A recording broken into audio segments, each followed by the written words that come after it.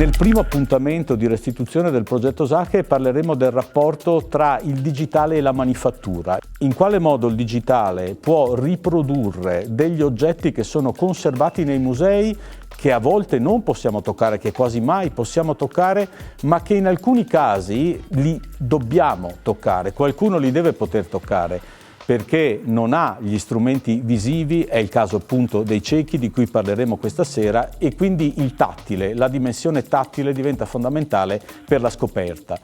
Come si fa a rendere il tatto uno strumento di scoperta degli artefatti artistici? Attraverso appunto la manifattura digitale, la stampa 3D, che può ricostruire e renderli fruibili anche per dei pubblici che altrimenti sarebbero marginali.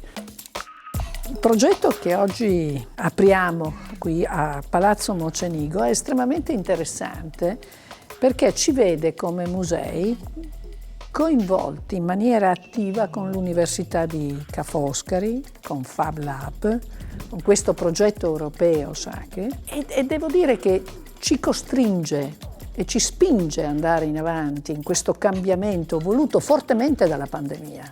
E quindi noi dobbiamo accelerare, pensare a un modo diverso di concepire i musei che diventano inclusivi, che diventano lo studio per immaginare un mondo migliore. Dobbiamo parlare con il territorio che ci circonda e quindi tutti gli input che ci arrivano dall'università, dalla regione, da Confindustria, devono portarci in una direzione che deve essere quella dell'immaginare un futuro diverso da quello che abbiamo fatto fino adesso. Con i musei civici abbiamo sviluppato alcuni progetti ed altri ne svilupperemo. Fabla Venezia lavora da anni sul tema dei progetti culturali legati alla fabbricazione digitale e per questo abbiamo creato Prossimi, che è un'impresa sociale che si occuperà di fare inclusività con la tecnologia. Possiamo applicare l'innovazione di processo al tema della fruizione.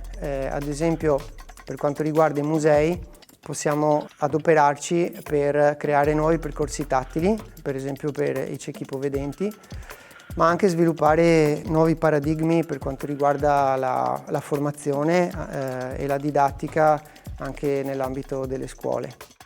Le nuove opportunità legate alla rivoluzione digitale in corso ci danno la possibilità finalmente di poter far fruire a maggiori strati della popolazione quello che è il patrimonio culturale di cui l'Italia ovviamente è detentrice.